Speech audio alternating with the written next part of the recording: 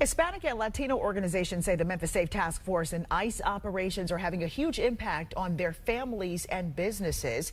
Action News 5's Michaela Redmond rode along with La Prensa Latina and explains this difficult time has also shown the community's resilience. This restaurant's been down, some in business. Imagen Latina is another local hair salon that's been here for many years. People know them, but they having conversations with them, they've also kind of been down. Jairo Arguijo is the CEO of La Prensa Latina. He says since Memphis Safe Task Force operations began and more people are being detained by ICE, this is becoming a familiar sight across Hispanic and Latino businesses. Lots of empty parking spaces with even fewer people traveling inside. We're seeing it, from every aspect, from retail, hospitality industry. We're seeing it from the labor force, you name it.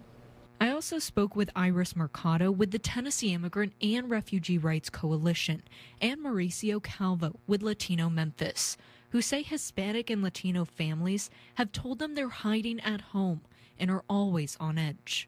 This persecution against this particular community is terrorizing and continues to terrorize everybody from adults to children. Patterns of paranoia, of just fear, having to explain to kids like what is happening and why parents are staying home or like not letting them go outside and hang out with their friends. And it's those patterns that are going to have a long-term effect. Arguijo tells me that despite the challenges the community is facing, he says it's only made them more versatile.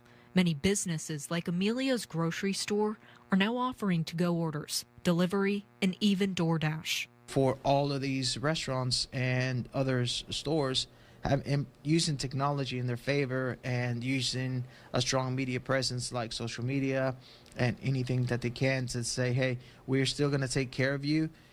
It's just going to look different now. A heartbreaking situation, instead highlighting the resiliency of Hispanic and Latino communities. Reporting in Memphis, Michaela Redmond, Action News 5.